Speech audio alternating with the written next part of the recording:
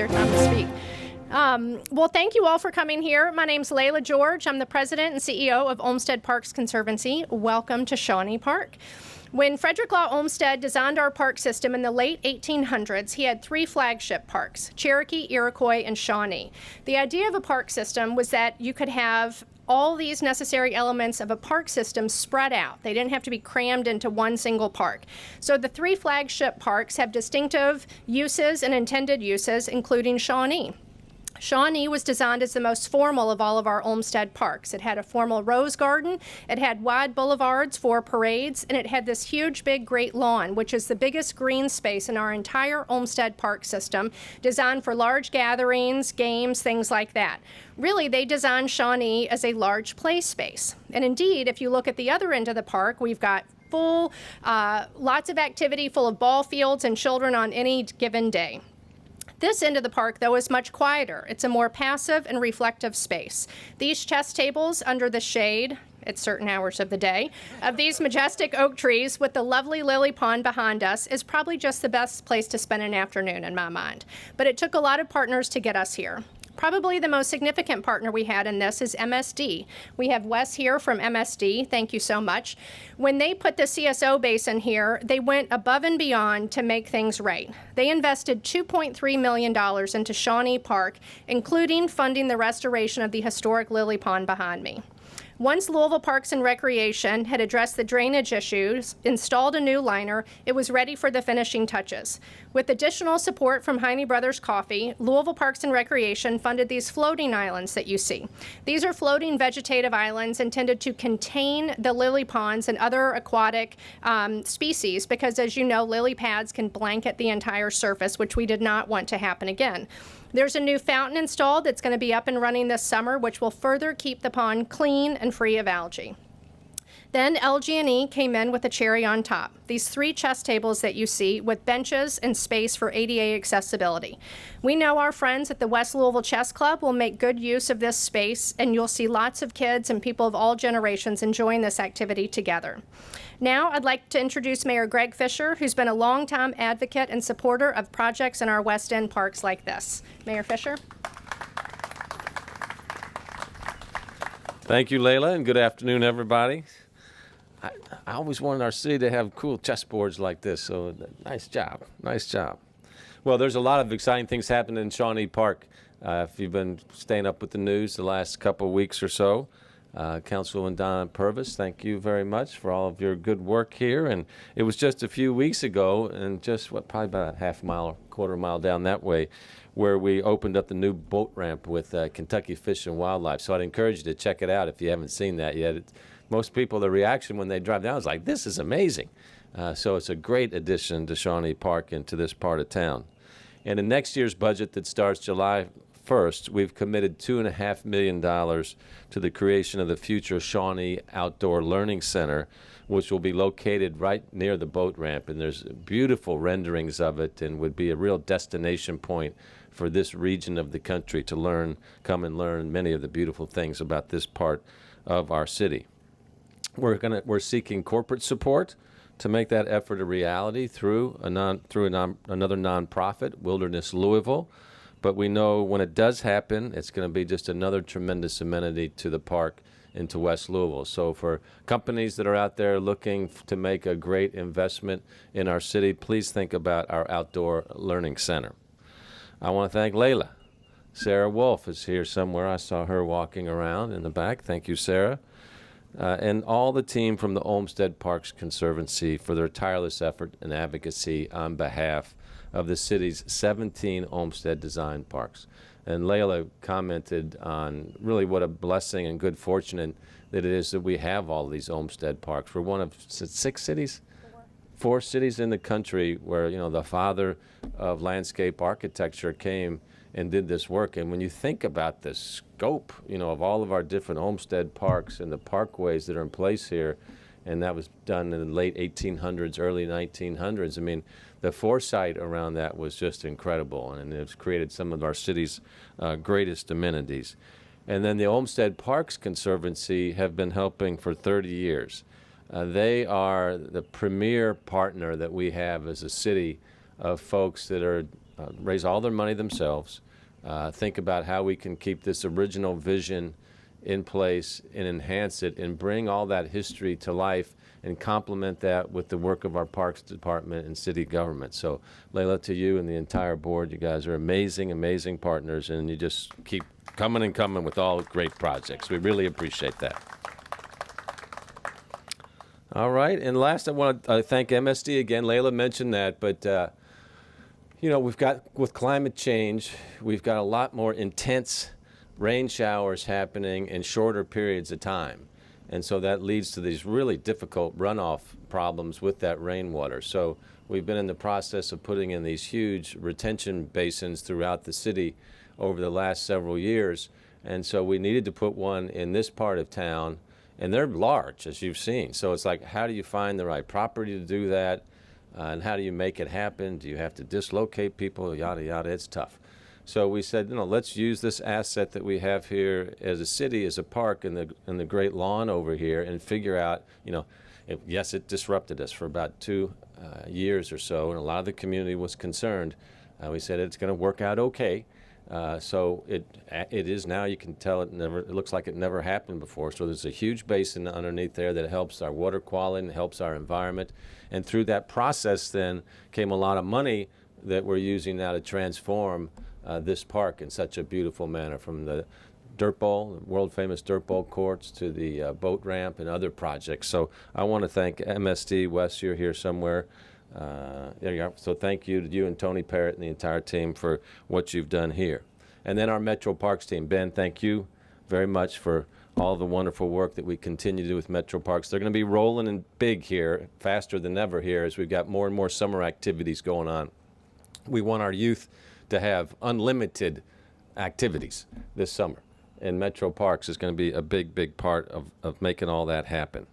And in this project to restore the Lily Pond and add the chess tables, LG&E, KU, MSD, Heine Brothers, West Louisville Chess Club, Shawnee Neighborhood Association, and others stepped up in predictable ways, but we should never take them for granted that all of this happened in such a great way. So let's give a round of applause to all these folks.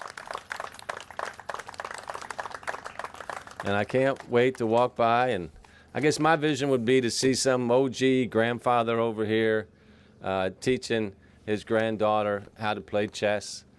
Maybe the sun will be setting in the distance or something like that. The temperature counts will be just right, and there'll be one of those moments when you see the world working just the way it's supposed to work. So this is what this great project is going to provide for us. So thanks, everybody, very much, and congratulations. Thank you. I want to now introduce Councilwoman Donna Purvis, who has been an incredible advocate for the parks in her district and a wonderful partner to us at Olmsted Parks Conservancy.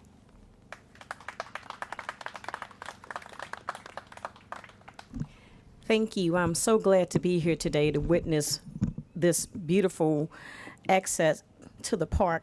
I have to say that Layla and Sarah, they're like the ever-ready batteries. I don't know where they get this energy from, and when one person says no, they find someone to say yes, and that yes has been generous, opening up their pockets. So I just want to commend them and recognize them for not ever giving up. Thank you.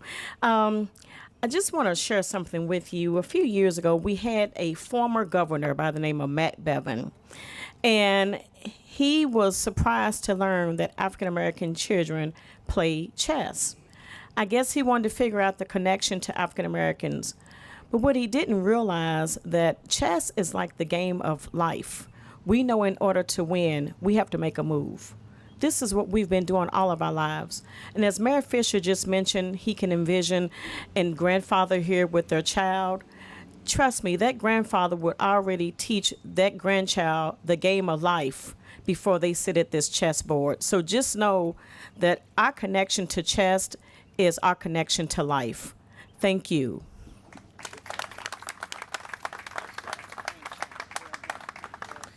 I'd now like to introduce Ben Johnson with Louisville Parks and Recreation. They have been an incredible partner to us over the history of our organization, and we're thrilled to have him here with us today. Good afternoon. When you speak this late in the program, a lot of what you were going to say has already been said, which is fine in this heat. So Layla's correct. We've been partners for over 30 years, not just with parks, but with parkways, and Olmsted has been a great partner. The mayor mentioned MSD. I was going to talk about the new dirt bowl courts and the roads. So there is a lot of good activity and development taking place here. And then one of the last things I'll say is we also have concrete chess tables outside of the California Community Center for the exact same reason. That place sits right between the community center and Wheatley Elementary, and they also have a chess team. So we figured that would be a good way to get more kids into the center, provide that opportunity, and also because so many people use that park and a football team practices right in front of that center, it's like, hey, you can sit over here and teach your younger one how to play chess, how to play checkers, while your older kids are practicing football. So we're trying to appeal to the entire family.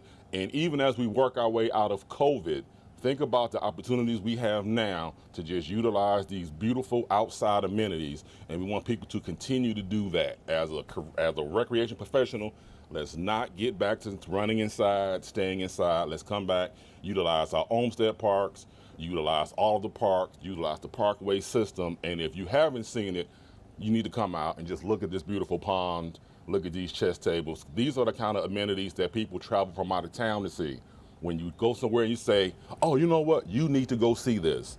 This is one of those spots, so we are thankful to MSD, obviously thankful to Olmsted, and telling everybody it's open, come out and enjoy it. When we have ideas for projects, we may think in our little Olmsted Parks Conservancy bubble that it's a good idea, but then we always want to gut check. So we want to talk to the neighbors, community leaders to find out, is this the right project at the right place? So we talked to Rodney Webb from the Louisville Urban League, Coach Corbin Sievers from the West Louisville Chess Club, and then importantly, the neighbors. So the Neighborhood Association here at Shawnee is very vibrant, active, and strong. Sarah's had multiple conversations with Miss Lueva Moss, who's over here, over my left shoulder, and today we'll be hearing from RHONDA Mathis from the Shawnee Neighborhood Association, a wonderful partner to us and to the park. Thank you, Sarah. The Neighborhood Association appreciates the collaboration with the community partners with this addition to the landscape of Shawnee Park. This will be a maker, drawing people wanting to learn and take on the best in the game of chess. It is a great non-electric thinking game. I can see the youth groups, those that call themselves the masters, learning and building relationships around the positive activity, being in nature, the lily pond that enhances the experience. Playing chess results in better brain function, improving memory, cognitive ability, strategy thinking, and attention improvement. In my day, I remember Bobby Fischer, but the Grand Master of Chess also now is a black Grand Master named Marcus Ashley, and he travels different underserved community advocating for chess. I know for my part, the queen is the most powerful piece on the game, able to make her horizontal and diagonal, combining the power of the rook and the bishop. How do I know? I looked it up. I shared the ribbon cutting with a lot of enthusiasm responses on Facebook. So people are excited to see this and come to Shawnee Park in California. And this would be a maker like New York. Those who don't know that there are a lot of chess players come from New York, and they there every day, even making money. One man said he quit his job. He was making so much money. So chess will be a founding like Muhammad Ali. They're going to know Louisville for our great chess players. So let the game begin.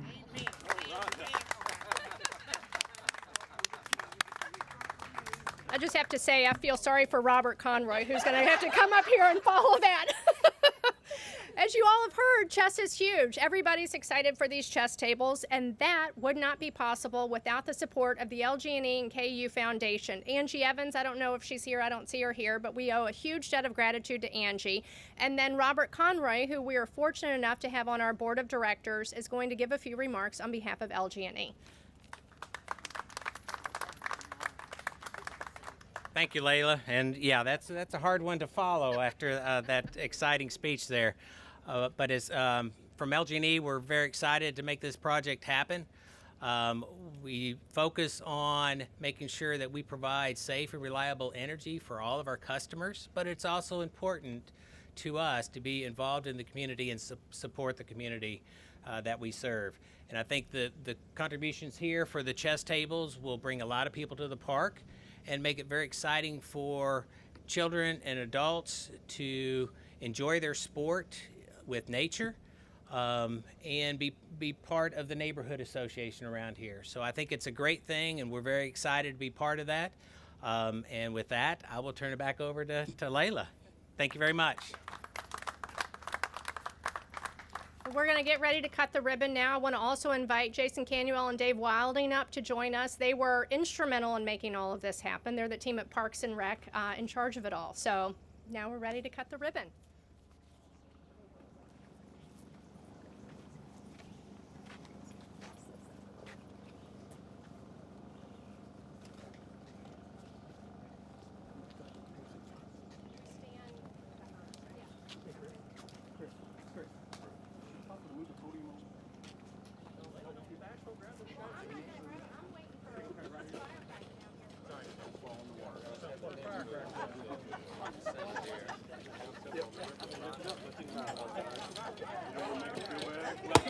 You know, I sent the Ollie. I don't want to pick an Ollie out. Come on in the middle. That's what it's purchased from.